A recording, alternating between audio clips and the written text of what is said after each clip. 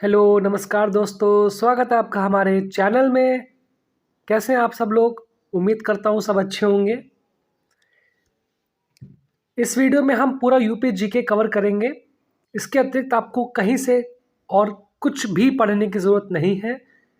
यह वीडियो सारे एग्ज़ाम्स के लिए बहुत ही ज़्यादा उपयोगी है। पूरा यूपी का एक एक पार्ट, एक एक चीज़ हम लोग इसमें कवर करने वाले हैं। वीडियो को पूरा देखें, इसके बिल्कुल भी ना करें। चलिए वीडियो को शुरू करते हैं। सबसे पहले ये है यूपी का मैप। सबसे ऊपर देख रहे हैं सहारनपुर जिला पड़ता है। सबसे नीचे पड़ता है ललितपुर जिला। इस साइड सबसे कोने में पड़ता है बलिया और इस साइड सबसे कोने में पड़ता है मथुरा जिला। इधर को सबसे लास्ट में पड़ता है सोनभद्र जिला। ये सहारनपुर है, ये है बलिया जिला, ये है ललितपुर जिला और ये है सोनभद्र जिला। ये याद रखिएगा आप लोग। यूपी में टोटल 75 डिस्ट्रिक्ट है। चलिए टॉपिक स्टार्ट करते हैं। उत्तर प्रदेश का परिचय।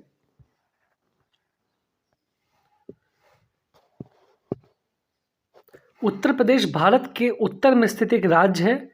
यह जनसंख्या की दृष्टि से भारत का सबसे बड़ा राज्य तथा क्षेत्रफल की दृष्टि से चौथा सबसे बड़ा राज्य है। 5वां की जगह चौथा है। उत्तर प्रदेश की राजधानी लखनऊ है और इलाहाबाद इसकी न्यायिक राजधानी है। उत्तर प्रदेश की सीमा कुल 9 राज्यों से लगी है। राज्य के उत्तर में उत्तराखंड तथा हिमाचल प्रदेश, पश्चिम में हरियाणा, दिल्ली तथा राजस्थान, दक्षिण में मध्य प्रदेश तथा छत्तीसगढ़ और पूर्व में बिहार तथा झारखंड राज्य स्थित है। इनके अतिरिक्त राज्य की पूर्वोत्तर दिशा में नेपाल देश भी है। उत्तर प्रदेश में कुल 75 जिले हैं। प्रदेश का सबसे पूर्वी जिला बलिया है, जैसा भी मैंने आपको बताया था। पश्चिमी जिला शामली है, उत्तरी जिला सहारनपुर और दक्षिणी जिला सोनभद्र है। उत्तर प्रदेश के सर्वाधिक जिलों को स्पर्श करने वाला राज्य मध्य प्रदेश है तथा सर्वाधिक सीमा की लंबाई मध्य प्रदेश के साथ है। उत्तर प्रदेश का अक्षांशीय विस्तार 23 डिग्री 52 मिनट उत्तरी अक्षांश से लेके 23 डिग्री 24 मिनट उत्तरी अक्षांश तक तथा 77 डिग्री 5 मिनट पूर्वी देशांतर से 84 डिग्री 38 मिनट पूर्वी देशांतर तक है। पूर्व से पश्चिम तक इसकी लंबाई 650 किलोमीटर है तथा उत्तर से दक्षिण तक इसकी लंबाई 240 किलोमीटर है। सर्वाधिक क्षेत्रफल वाले 4 जिले हैं यहाँ पे। पहला सबसे ज़्यादा जो क्षेत्रफल है वो लखीमपुर खीरी का है, जो है 7680 वर्ग किलोमीटर। उसके बाद है सोनभद्र का 6905 वर्ग किलोमीटर। उसके बाद है हरदोई का 5986 किलोमीटर। उसके बाद है सीतापुर का 5743 वर्ग किलोमीटर। न्यूनतम क्षेत्र वाले 4 जिले। सबसे कम क्षेत्रफल जो है वो हापुड़ का है 660 वर्ग किलोमीटर। इसके बाद आ जाता है गाजियाबाद 910 वर्ग किलोमीटर। फिर भदोही या संत रविदास नगर, इसके 2 नाम है, भदोही या संत रविदास नगर, इसका है 1015 वर्ग किलोमीटर। और चौथे नंबर पर आता है शामली 1043 वर्ग किलोमीटर। ये याद रखिएगा, ये क्वेश्चन इंपॉर्टेंट है, आप स्क्रीनशॉट भी ले सकते हैं। चलिए आगे बढ़ते हैं। उत्तर प्रदेश का सबसे पूर्वी जिला बलिया, पश्चिमी जिला शामली, उत्तरी जिला सहारनपुर तथा दक्षिण जिला सोनभद्र है। उत्तर प्रदेश की सीमा एकमात्र देश नेपाल से उत्तर में मिलती है। नेपाल से उत्तर प्रदेश के 7 जिले नेपाल से टच करते हैं, जिनका नाम है महाराजगंज, सिद्धार्थनगर, बलरामपुर, श्रावस्ती, बहराइच, लखीमपुर खीरी और पीलीभीत। मध्य प्रदेश की नेपाल से लंबाई लगभग 579 किलोमीटर्स है। दूसरा टॉपिक, विभिन्न राज्यों से लगे उत्तर प्रदेश के जिले।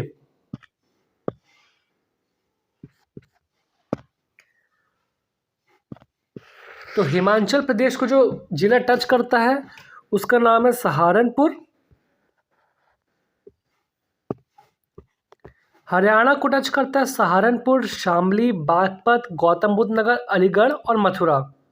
ये हो गए टोटल 6। ये करता है 1। राजस्थान को 2 जिले टच करते हैं, मथुरा और आगरा, ये 2 हो गए।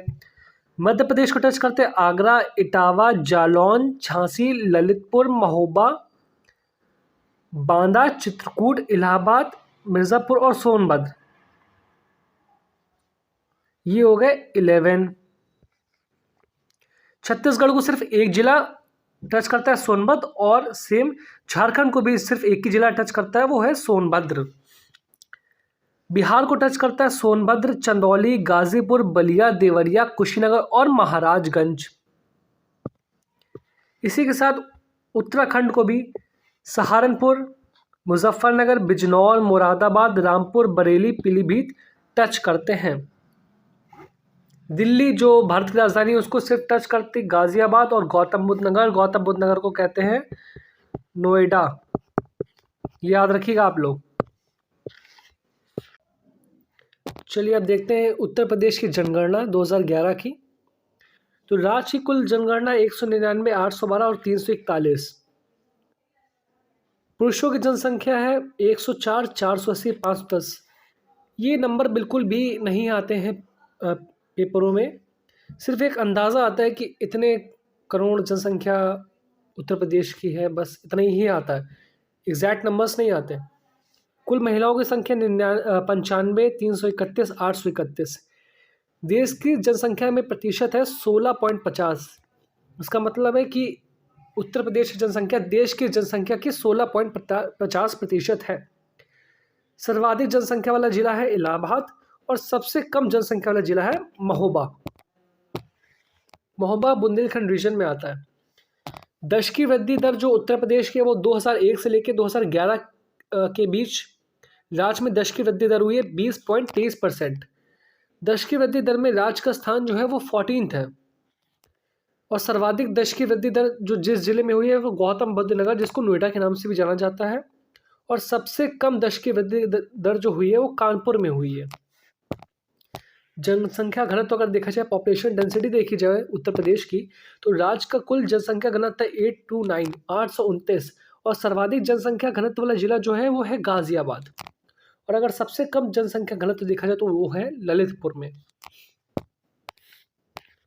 लिंग अनुपात अगर सेक्स रेशियो देखा जाए उत्तर प्रदेश का, तो राज्य का कुल लिंग अनुपात है 912 और सर्वाधिक लिंग अनुपात है वो है जौनपुर में और सबसे कम है गौतम बुद्ध नगर। लिंग अनुपात मतलब 1000 पुरुषों में कितनी लड़कियां हैं।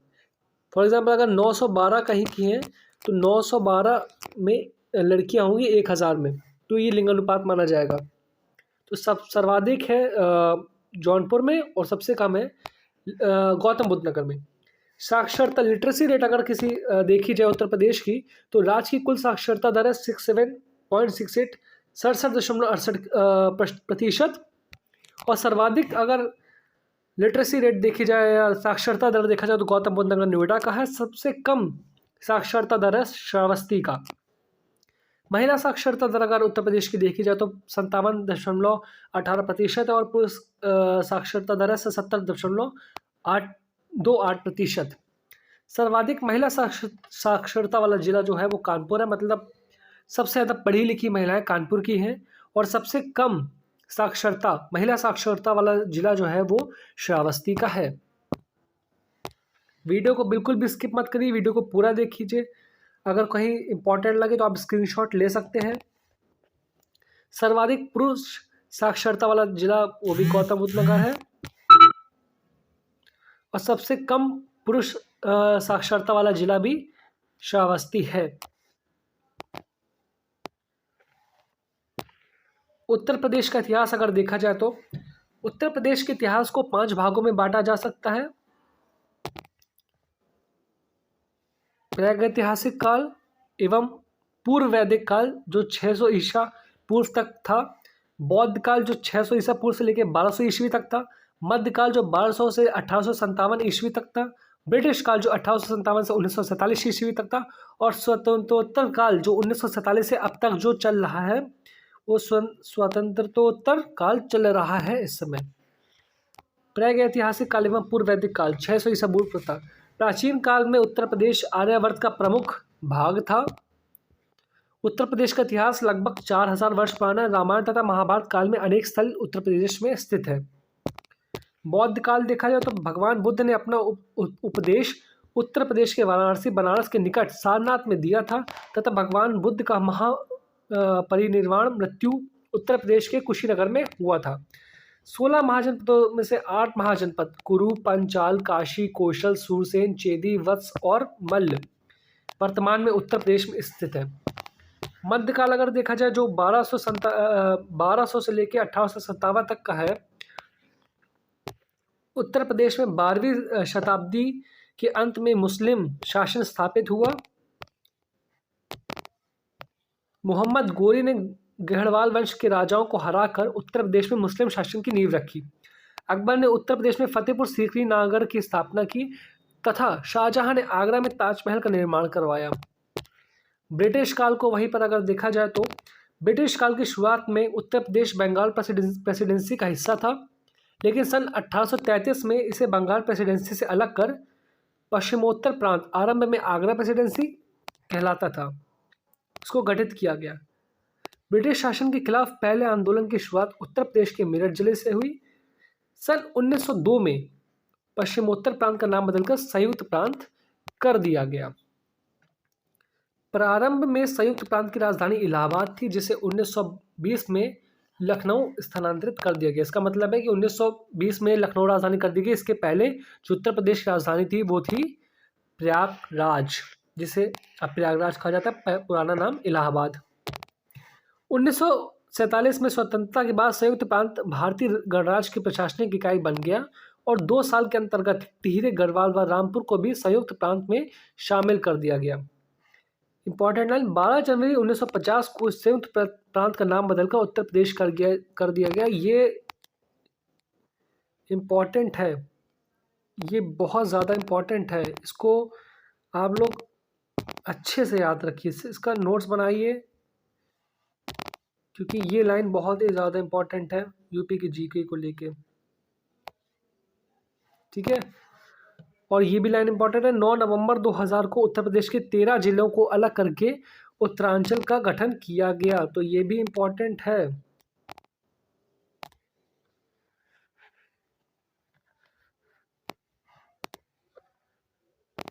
ठीक,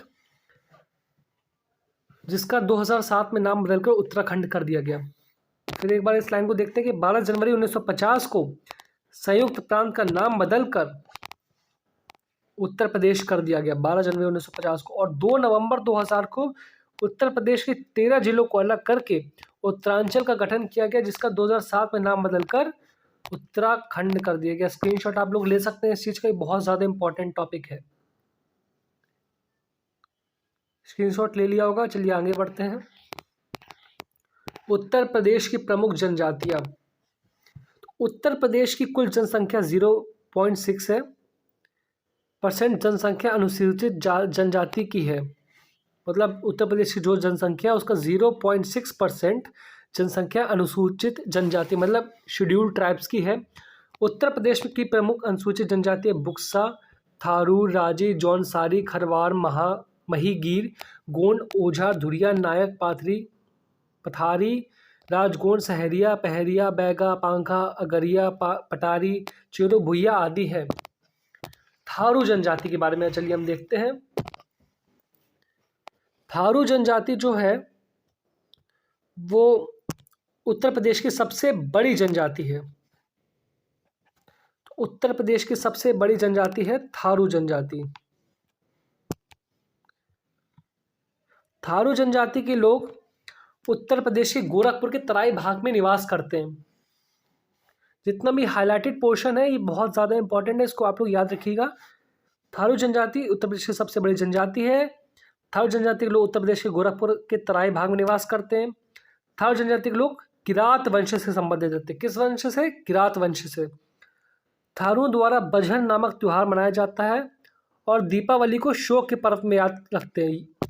ये क्वेश्चन बहुत ज़्यादा इम्पोर्टेंट है, बहुत ज़्यादा, कि कौन सी जाति है जो दीपावली को शोक के रूप में मनाते हैं? तो थारू जाति है जो दीपावली को शोक के रूप में मनाती है। थारू जाति द्वारा होली के मौके पर खिचड़ी नृत्य किया जाता है, ये भी बहुत इंपॉर्टेंट है। थारू जाति के लोग बदला विवाह प्रथा 3 टिकटी विवाह प्रचलित है। थारू में दोनों पक्षों से विवाह तय हो जाने को पक्की पोड़ी कहा जाता है। इसका मतलब जब कोई विवाह होता है तो दोनों तरफ से जब पक्का हो जाता है तो उसको पक्की पोड़ी कहा जाता है। उत्तर प्रदेश में 2 अक्टूबर 1980 को थारू विकास परियोजना का प्रारंभ किया गया। इसके बाद आती है जौनसारी जाति। तो जौनसारी समुदाय जो है ये उसके प्रमुख त्योहार है बिस्सू, जिसे बोलते हैं बैसाखी, पंचायत दशहरा, दियाई दिवाली, नुड़ाई अठोई आदि दीपावली को 1 माह बाद मनाते हैं ये सब त्यौहार। हारुल रासो घूमसो झोला धी झेला दे तांदी मरोज पौड़ाई आदि इनके प्रमुख नृत्य हैं। जौनसारी जनजाति ये हम लोगों ने अभी कवर किया। बुक्सा या बोक्सा जनजाति, ये इंपॉर्टेंट जनजाति है। तो उत्तर प्रदेश के बुक्सा जनजाति बिजनौर जिले में पाई जाती है। बुक्सा जनजाति पंचायत के सर्वोच्च व्यक्ति को तखत कहा जाता है। उत्तर प्रदेश में बुक्सा जनजाति विकास योजना 1983 से लेकर 1994 के बीच प्रारंभ की गई। अगली जनजाति है खरवार जनजाति। तो उत्तर प्रदेश के में खरवार जनजाति के लोग मुख्यतः सोनभद्र जिले में पाए जाते हैं। किस जिले में पाए जाते हैं? सोनभद्र जिले में। सूर्यवंशी, पटबंदी, दौलतबंदी, खेरी, मोगती, आर्मिया इस जनजाति की उपजातियां हैं। मधौस, वनसंती, दूल्हादेव, घमसान, गोरैया आदि इनके प्रमुख देवता हैं। खरवार जनजाति का प्रमुख नृत्य कर्मा है। ये क्वेश्चन इंपॉर्टेंट है, कर्मा नृत्य है इनका, ये याद रखिएगा आप लोग। उत्तर प्रदेश की प्रमुख नदियों पर आ जाते हैं अब हम लोग। तो गंगा और यमुना उत्तर प्रदेश की सबसे प्रमुख नदियां हैं। सबसे प्रमुख नदियां कौन सी है? गंगा और यमुना। और गंगा उत्तर प्रदेश की सबसे लंबी नदी है। उत्तर प्रदेश की नदियों का उद्गम स्थल के आधार पर 3 भागों में बांटा जाता है।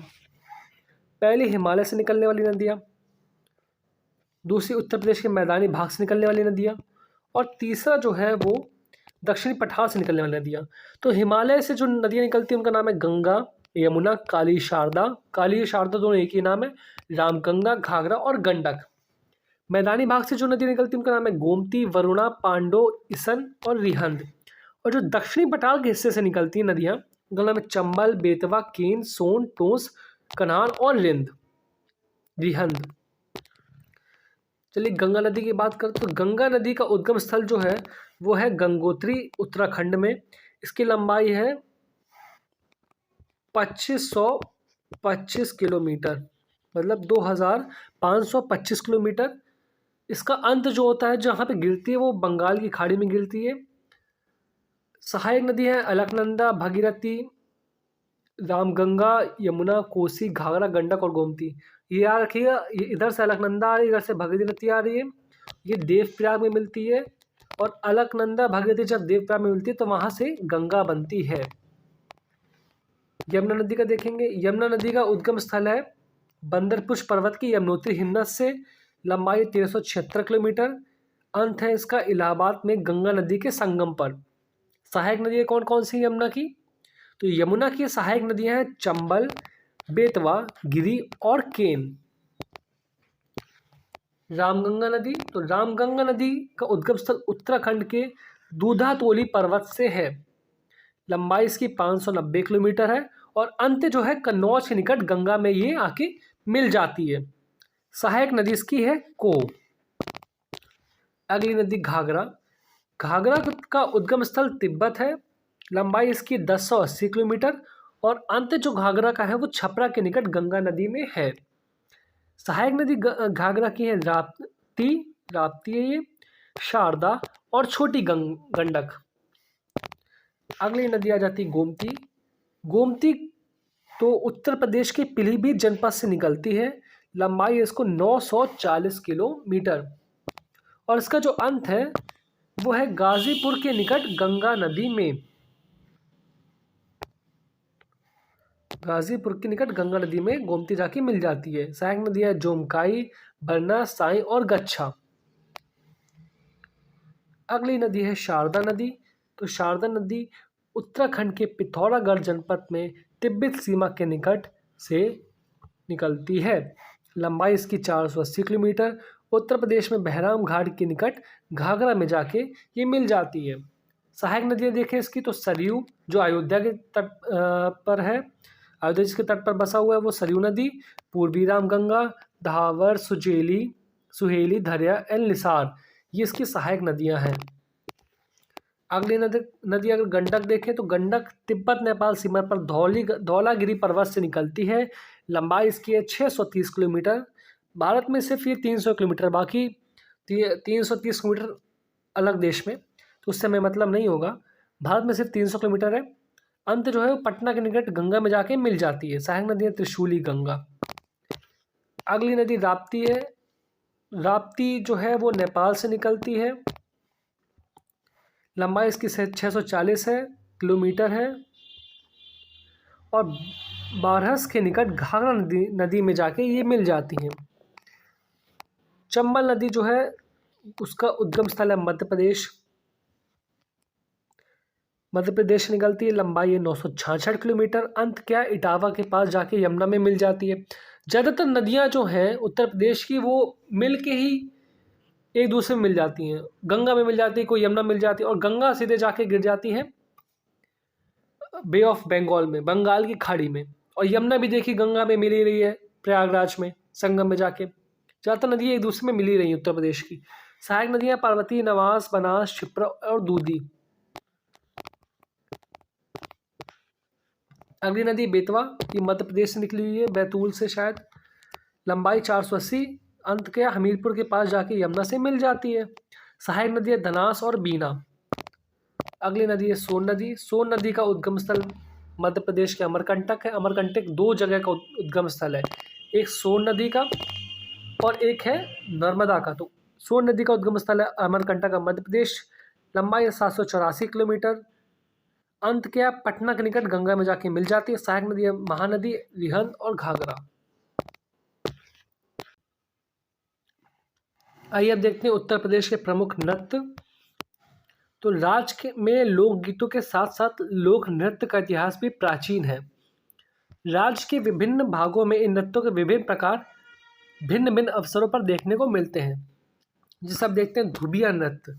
तो यह जो भी समुदाय द्वारा किया जाने वाला नृत्य है, जिसमें नृत्य के माध्यम से धोबी, जो भी नहीं हो धोबी, तो धोबी समुदाय द्वारा किया जाने वाला नृत्य है ये, जिसमें नृत्य के माध्यम से धोबी व गधे के संबंधों के तुलनात्मक अध्ययन की जानकारी प्राप्त होती है। तो धुबिया नृत्य होता है धोबी के द्वारा। धोबी समुदाय में धुबिया नृत्य होता है। अगला नृत्य ख्याल नृत्य। तो पुत्र रत्न के जन्मोत्सव पर ख्याल नृत्य किया जाता है। इसके अंतर्गत रंगीन कागजों तथा बांसों की सहायता से मंदिर बनाकर फिर उसे सिर पर रख कर नृत्य किया जाता है। तो इसे क्या कहते हैं? ख्याल नृत्य। कलाबाजी नृत्य। इस नृत्य को अवध क्षेत्र के लोग करते हैं। इसमें नर्तक मोरबाजा लेकर कच्ची घोड़ी पर बैठकर नृत्य करते हैं। कार्तिक नृत्य। कार्तिक नृत्य होता है बुंदेलखंड क्षेत्र के कार्तिक माह में मृतकों द्वारा श्री कृष्ण तथा गोपी बनकर किया जाने वाला नृत्य। ज़्यादातर ये पूछते हैं कि ये वाला नृत्य किस जगह होता है, तो आप ये याद रखिए जैसे कार्तिक नृत्य बुंदेलखंड में होता है, तो बस यही सब पूछते हैं। कलाबाजी नृत्य होता है अवध में होता है, तो यही पूछते हैं, ज़्यादा कुछ नहीं पूछते हैं। दीपावली नृत्य। दीपावली नृत्य बुंदेलखंड के अहीरों द्वारा अनेक दीपकों को प्रज्वलित करके किसी घोड़े, घड़े, कलश, थाली तथा परात में रखकर उन प्रज्वलित दीपों को सिर पर रखकर नृत्य किया जाता है, तो ये बुंदेलखंड में किया जाता है अहीरों के द्वारा।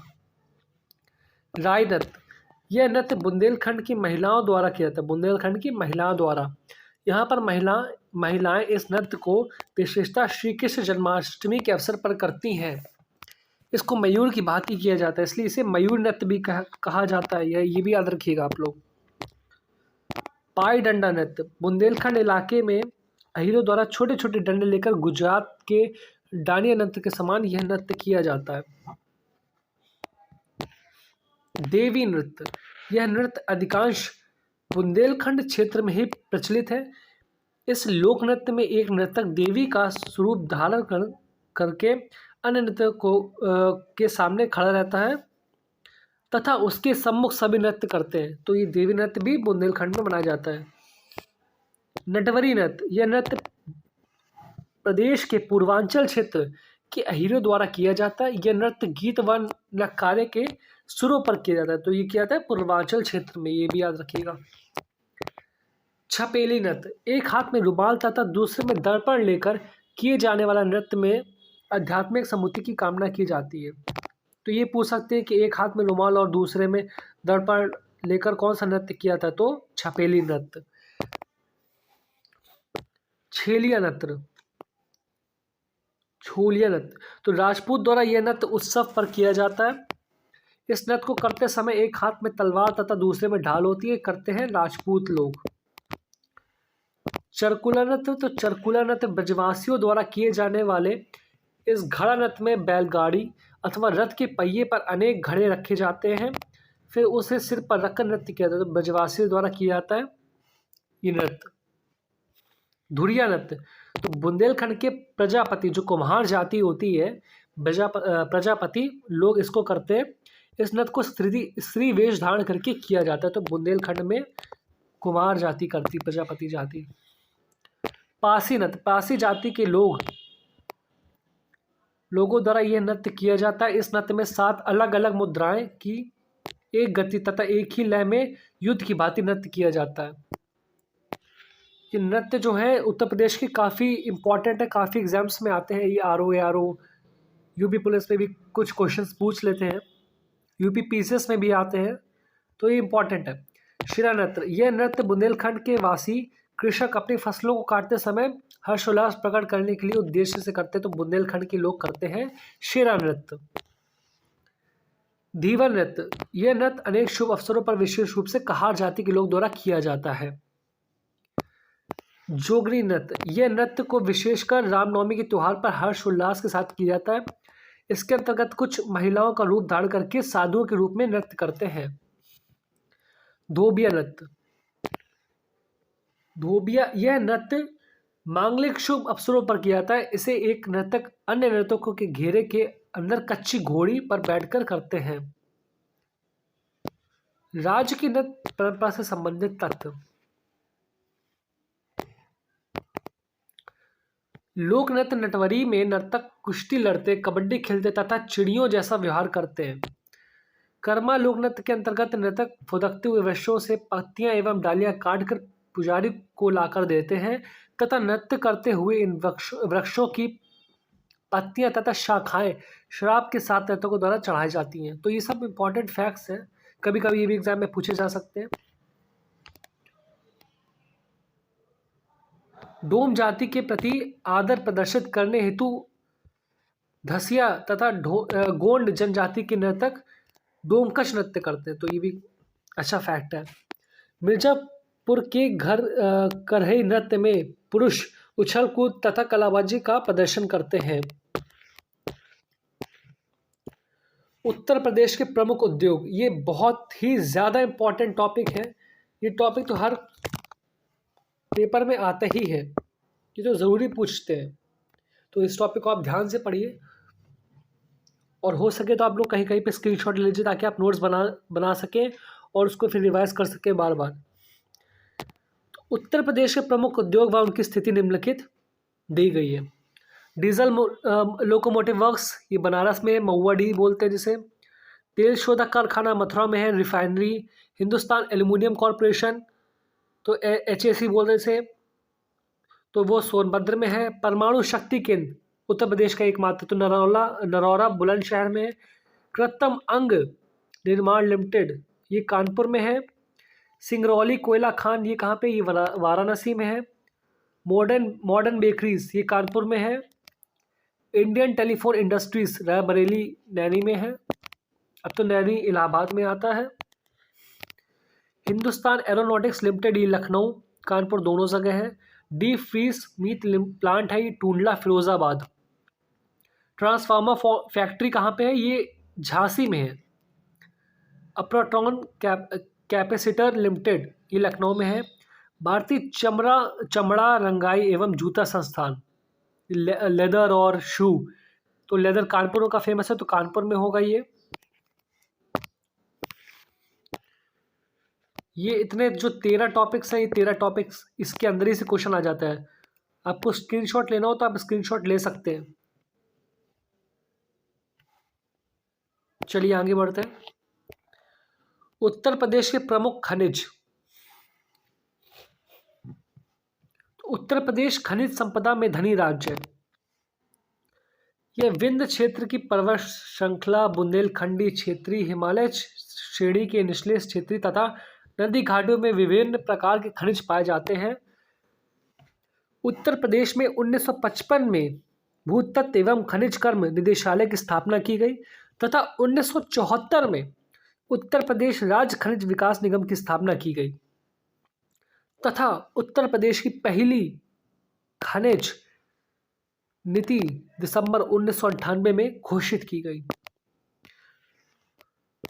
उत्तर प्रदेश में पाए जाने वाले कुछ खनिज व उनके प्राप्ति के स्थल निम्नलिखित हैं।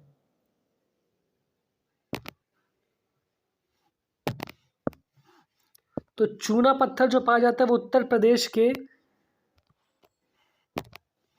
में चूना पत्थर मिर्ज़ापुर जिला के गुरुमा, कनाज, बाबूहरी, सोनभद्र के खजराहट क्षेत्र पाया जाता है। ज़्यादातर इंपॉर्टेंट इसमें यही है कि मिर्ज़ापुर में पाया जाता है और सोनभद्र में पाया जाता है।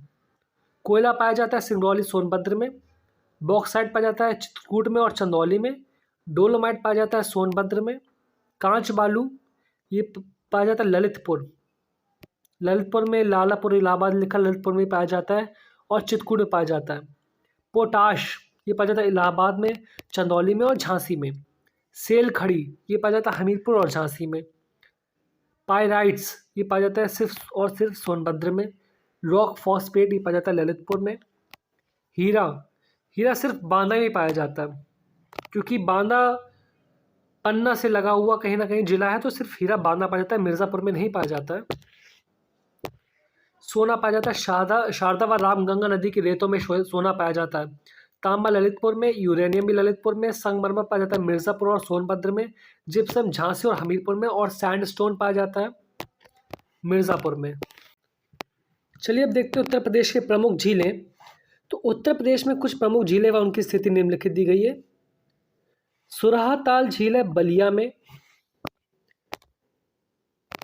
वहीं करेला झील पड़ती है लखनऊ में। भूंगताल झील अगर देखें तो वो पड़ती है रायबरेली में। राधा कुंड ये पड़ता है मथुरा में। बल्हापारा ये कानपुर में पड़ती है। राजा का बांध ये पड़ता है सुल्तानपुर में। औंधी ताल अगर देखें तो वो पड़ता है बनारस में। मोती झील एक झील नहीं, एक पार्क टाइप का है, ये पड़ता है कानपुर में। रामगढ़ ताल अगर देखें तो पड़ता है गोरखपुर में। शेखा ताल अलीगढ़ में। दरवन झील फैज़ाबाद में। चित्तौरा झील बहराइच में।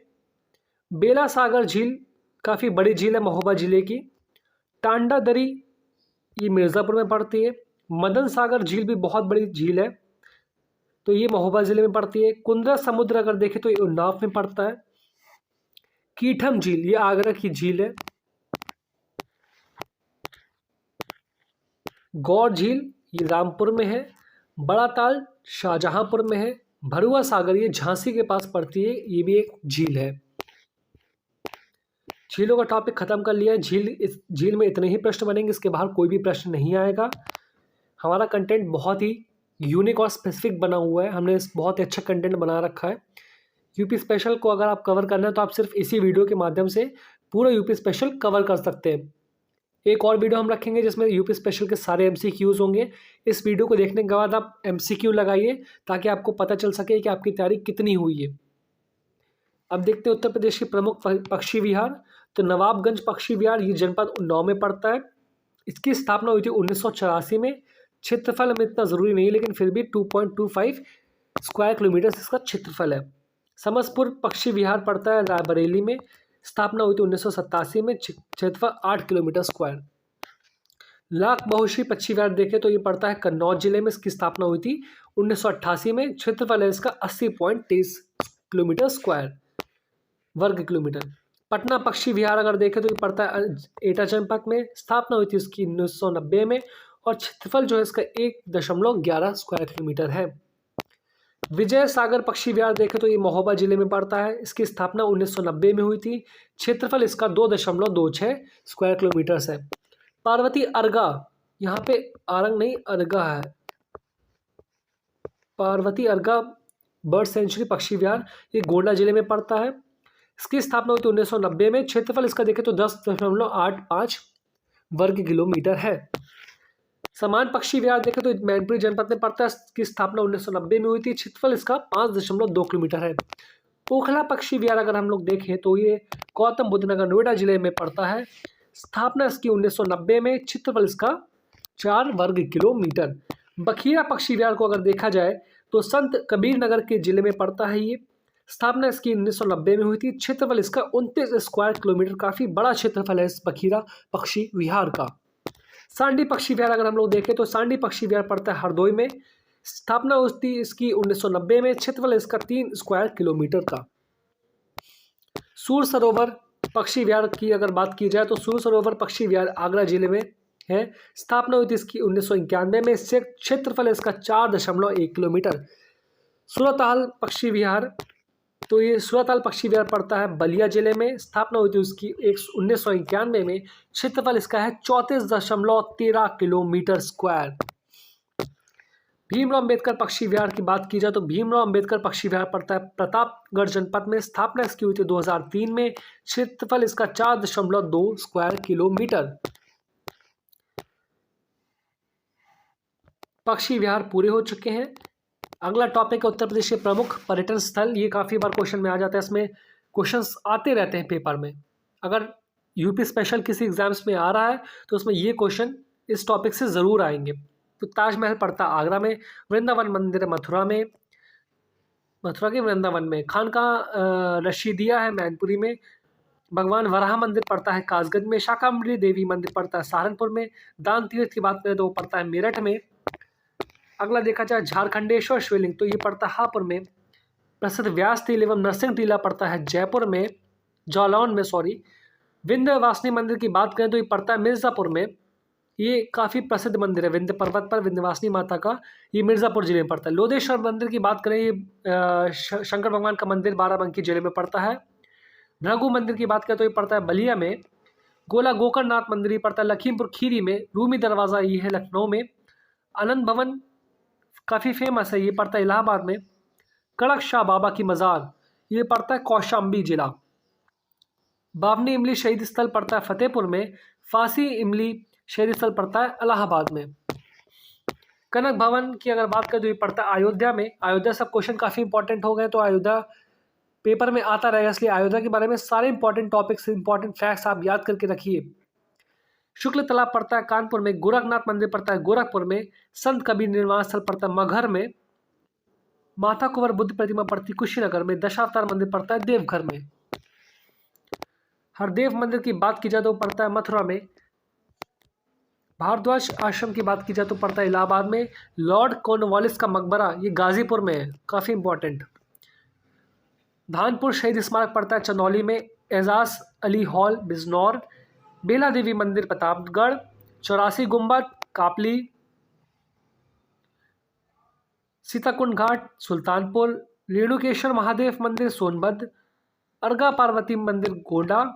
अर्गा पार्वती मंदिर गोंडा और पार्वती अर्गा पक्षी विहार वो भी गोंडा। देवी पाटन इंपॉर्टेंट टेम्पल, काफ़ी बार क्वेश्चन आया है पेपरों में। देवी पाटन मंदिर बलरामपुर। कलिंजा दुर्ग बांदा। मकरबई मंदिर महोबा, रानी महल झांसी, चाइना मंदिर ये पड़ता है श्रावस्ती में, अशफाक उल्ला की मज़ार ये पड़ता है शाहजहांपुर में, जायसी स्मारक पड़ता है रायबरेली में, और मुगल घाट फर्रुखाबाद में। श्री सनातन धर्म मंदिर की बात की जाए तो पड़ता है गौतम बुद्ध नगर नोएडा में, देवकली मंदिर पड़ता है औरैया में, दाऊजी मंदिर मथुरा में, तुलसी स्मारक बांदा में, लाल दरवाज़ा मस्जिद जौनपुर, हाजी वारिस अली की मज़ार पड़ती बाराबंकी में, कपिल मुनि के आश्रम फर्रुखाबाद, और महर्षि दधीची आश्रम पड़ता है सीतापुर में। छेमकली मंदिर की बात की जाए तो पड़ता है कन्नौज में, भरत कुंड पड़ता है फैजाबाद में, कुंतेश्वर मंदिर की बात की जाए तो पड़ता है बाराबंकी में, और सलामत शाह की मज़ार ये पड़ता है बाराबंकी में। अब आते उत्तर प्रदेश के प्रमुख बांध। उत्तर प्रदेश में भी काफ़ी प्रमुख बांध है, चलिए देखते हैं। रामगंगा बांध है, ये किस नदी पर बना हो तो ये बना है रामगंगा नदी पर। इसके स्थान का है तो धामपुर में बना हुआ है। गोविंद वल्लभ पंत सागर, ये उत्तर प्रदेश का सबसे बड़ा मानव निर्मित सागर है, झील टाइप की है। तो गोविंद वल्लभ पंत सागर रिहंद बांध पे बना हुआ है, रिहंद नदी पर। स्थान इसकी पीपरी और सोनभद्र। गोविंद सागर बांध की बात करें तो ये पड़ता है शहजाद नदी पर, स्थान है ललितपुर। शजनाम नदी बांध जो है वो शजनाम नदी पे बना हुआ है, स्थान इसकी जो है स्थिति वो है ललितपुर में। मौदाहान बांध की बात करें तो मौदाहा बांध बना हुआ है बिरमा नदी पर, स्थिति है हमीरपुर जिले के मौदाहा कस्बा। सुकमा डुकमा बांध बना हुआ है बेतवा नदी पर, स्थिति है झांसी जिला। चंद्रप्रभा बांध बना हुआ है चंद्रप्रभा नदी पर, स्थान है चंदौली जिला। कन्हर बांध बहुत बार क्वेश्चन पेपर में आया है ये। कन्हर बांध बना हुआ है कन्हर नदी पर, सोनभद्र जिले में। अर्जुन बांध बना हुआ है अर्जुन नदी पर, महोबा जिले में। झलारपुर बांध बना हुआ है करदिया नदी पर, और स्थान है महोबा जिला। वीडियो को स्किप मत करिए, वीडियो पूरा देखिए तभी आपको समझ में आएगा। अगर आप इसके स्किप कर देंगे तो टॉपिक्स आपके छूट जाएंगे। एक एक टॉपिक इस समय बहुत ज़्यादा इंपॉर्टेंट है इस वीडियो में। पथराई बांध बना हुआ है पथारी और सुखनाई नदी पर, स्थान है झांसी। शहजाद बांध बना हुआ है शहजाद नदी पर, स्थान है ललितपुर। लोहड़ी बांध बना हुआ है लोहड़ी नदी पर, स्थान है ललितपुर। कालागढ़ बांध बना हुआ है रामगंगा नदी पर, स्थान है कालागढ़। जामनी बांध बना हुआ है जामनी नदी पर, स्थान है ललितपुर। परीक्षा बांध बना हुआ है बेतवा नदी पर, स्थान है झांसी। मेजा बांध बना हुआ है वहीं पे बेलन नदी पर, और मेजर बांध की स्थिति है मिर्जापुर। अहरौरा बांध बना हुआ है गराई नदी पर, स्थान है मिर्जापुर। गराई नदी पर मिर्जापुर पे और अहरौरा बांध बना हुआ है। माताटीला बांध बना हुआ है बेतवा नदी पर झांसी में। वही काठी बांध की बात की जाए, इसके बारे में फैक्ट्स नहीं थे। माताटीला बांध की बात की जाए तो माताटीला भी बेतवा झांसी में। काठी बांध की बात करें तो काठी बांध बना है रामगंगा नदी पर बिजनौर जिले में। ओबरा बांध की बात किया तो ओबरा रिहंद सोनभद्र में। काफ़ी इंपॉर्टेंट क्वेश्चन ये। जितने भी इंपॉर्टेंट जो एग्जाम्स में आए हुए बांध से रिलेटेड क्वेश्चंस थे वो हमने कवर कर दिए। अब हम लोग देखते हैं उत्तर प्रदेश के प्रमुख शोध संस्थान। तो सबसे पहले है central institute of medicinal and aromatic plants, तो ये पड़ता है लखनऊ में। दूसरे नंबर पे केंद्रीय उपोषण बागवानी संस्थान, ये पड़ता है लखनऊ में। न्यायिक परीक्षण एवं अनुसंधान संस्थान, ये पड़ता है लखनऊ में। अनुसंधान अभिकल्प एवं मानक संगठन, ये पड़ता है लखनऊ में। National bureau of fish genetic resources, ये पड़ता है लखनऊ में। राष्ट्रीय सांस्कृतिक संपदा संरक्षण अनुसंधानशाला पड़ता है लखनऊ में। राष्ट्रीय गन्ना अनुसंधान केंद्र पड़ता है लखनऊ में। केंद्रीय औषधि अनुसंधान संस्थान पड़ता है लखनऊ में। राष्ट्रीय विश्व विज्ञान अनुसंधान संस्थान, ये भी पड़ता है लखनऊ में। नेशनल शुगर रिसर्च इंस्टीट्यूट ये पड़ता है कानपुर जिले में। भारतीय दलहन अनुसंधान संस्थान पड़ता है कानपुर में। भारतीय पशु चिकित्सा अनुसंधान संस्थान ये पड़ता है इज्जत नगर बरेली में। Indian institute of handloom technology ये पड़ता है वाराणसी में। हरिश्चंद्र अनुसंधान संस्थान पड़ता है इलाहाबाद में। गोविंद वल्लभ पंत सामाजिक विज्ञान संस्थान पड़ता है इलाहाबाद में। भारतीय चारागाह एवं चारा अनुसंधान संस्थान पड़ता है झांसी में। केंद्रीय बकरी अनुसंधान संस्थान पड़ता है मथुरा में। Central pulp and paper research institute ये सहारनपुर में पड़ता है। और बात करें नेशनल इंस्टीट्यूट ऑफ बायोलॉजिकल्स के बारे में तो वो पड़ता है नोएडा गौतम बुद्ध नगर में। बीबी गिरी नेशनल लेबर इंस्टीट्यूट ये पड़ता है नोएडा में। और अगर लास्ट में देखें तो भारतीय कालीन प्रौद्योगिकी संस्थान ये भदोही में पड़ता है। अब आते हैं उत्तर प्रदेश के प्रमुख संग्रहालय जिनको म्यूजियम बोलते हैं। तो मथुरा संग्रहालय ये मथुरा में है, 1874 में था। सारनाथ संग्रहालय सारनाथ में है। सन याद रखने की हमको कोई ज़रूरत नहीं है, हमें सिर्फ ये याद रखना है कि कौन सा संग्रहालय कहाँ पे है। तो भारत कला भवन संग्रहालय वाराणसी में। राहुल संग्रहालय गोरखपुर विश्वविद्यालय में बना हुआ है। इलाहाबाद संग्रहालय इलाहाबाद में है। पांचाल इतिहास परिषद संग्रहालय ये बरेली जिले में है। रानी महल संग्रहालय ये झांसी में पड़ता है। बाल संग्रहालय लखनऊ में पड़ता है। राजकीय संग्रहालय लखनऊ में है। लोक कला संग्रहालय लखनऊ में। राजकीय बौद्ध संग्रहालय ये गोरखपुर में है। जनपति संग्रहालय ये है सुल्तानपुर में। राजकीय पुरातत्व संग्रहालय ये कन्नौज में है। राजकीय स्वतंत्रता संग्राम सेनानी संग्रहालय ये मेरठ में पड़ता है। और राजकीय जैन संग्रहालय ये मथुरा में 2003 में बना था। अब आते हैं उत्तर प्रदेश के प्रमुख हवाई अड्डे एयरपोर्ट्स। तो एयरपोर्ट्स पड़ते हैं उत्तर प्रदेश। तो हिंडन एयरपोर्ट हिंडन हवाई अड्डा पड़ता है गाजियाबाद में। सरसावा हवाई अड्डा पड़ता है सहारनपुर में। वहीं अगर बात करें चौधरी चरण सिंह अंतर्राष्ट्रीय हवाई अड्डे की तो वो पड़ता है लखनऊ में। लाल बहादुर शास्त्री अंतर्राष्ट्रीय हवाई अड्डा पड़ता है वाराणसी में। बमरौली हवाई अड्डा पड़ता है इलाहाबाद में। और बात करें चकेरी हवाई अड्डे की तो वो पड़ता है कानपुर में। नागरिक हवाई अड्डा भी सिविल एयरपोर्ट जिसे बोलते हैं वो भी पड़ता है कानपुर में। खीरी हवाई अड्डे की बात करें तो वो पड़ता है आगरा में।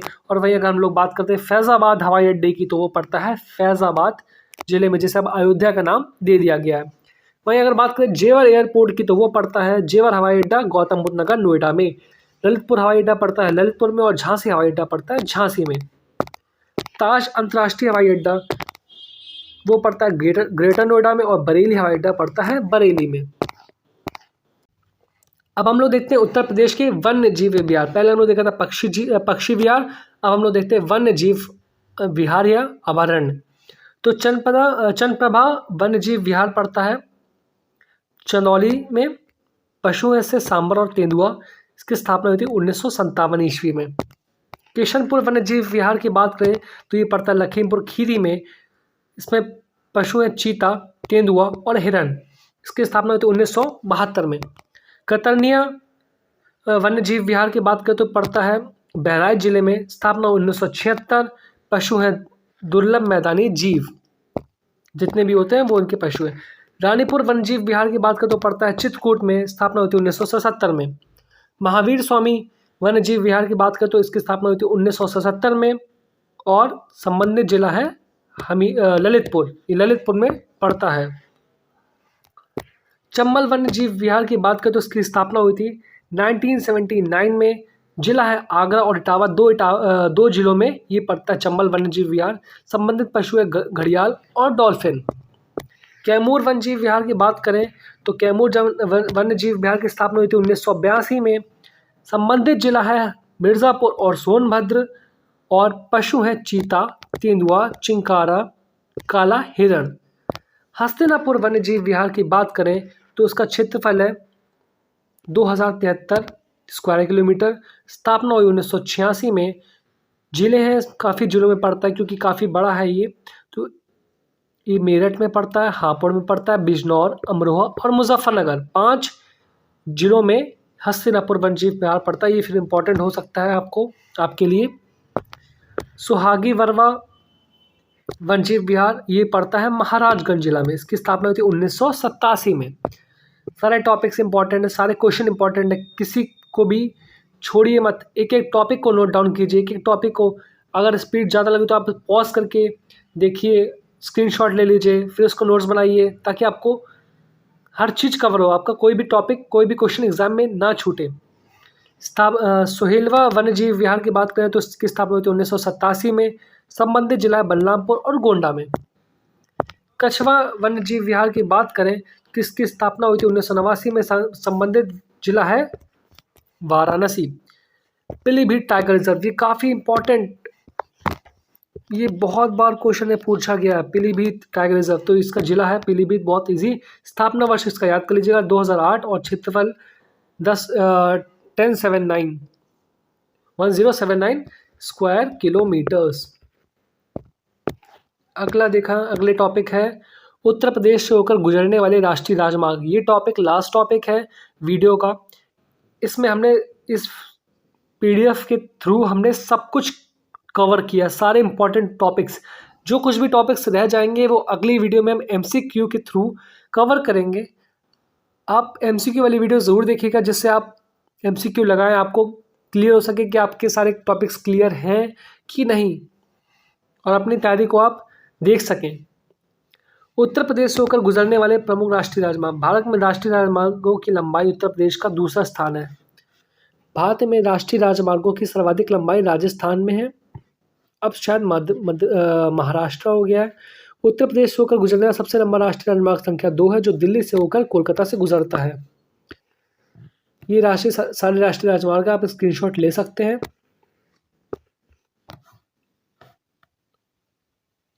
चलिए आगे बढ़ते हैं। उत्तर प्रदेश से गुजरने वाले राष्ट्रीय राजमार्ग व उनसे संबंधित शहर। NH2 गुजरता है दिल्ली, मथुरा, आगरा, कानपुर, इलाहाबाद, वाराणसी और कोलकाता से। वहीं NH3 गुजरता है आगरा, ग्वालियर, इंदौर, नासिक और मुंबई से। NH7 की बात करें तो वाराणसी, रीवा से कन्याकुमारी तक जाता है। NH11 जाता है आगरा से जयपुर और बीकानेर राजस्थान तक। NH24 देखें तो वो जाता है दिल्ली से होकर बरेली और लखनऊ तक। 26 की बात करें तो झांसी से लखनदेव तक जाता है, और वहीं NH26 को भी देखें तो वो जाता है इलाहाबाद से मनगवा तक। NH28 की बात करें तो वो जाता है बरौनी, मुजफ्फरनगर, पिपरा, गोरखपुर होकर लखनऊ। 29 की बात करें तो जाता है गोरखपुर, गाजीपुर और वाराणसी। 56 को देखें तो वो जाता है लखनऊ से वाराणसी। 86 को देखें तो कानपुर, छतरपुर और भोपाल हो जाता है। वहीं अगर NH87 को देखें तो रामपुर, पंतनगर, नैनीताल, रानीखेत, गौरसैंण, कर्णप्रयाग जाता है। इस वीडियो के थ्रू हमने सारे टॉपिक को कवर कर दिया है। वीडियो पसंद आया तो वीडियो को लाइक करें, चैनल को सब्सक्राइब करना ना भूलें, क्योंकि एक एक टॉपिक एक कवर करने में, एक एक क्वेश्चंस बनाने में हमारी बहुत मेहनत लगती है। वीडियो पसंद आया तो वीडियो को लाइक करें, चैनल को सब्सक्राइब करें। Thank you.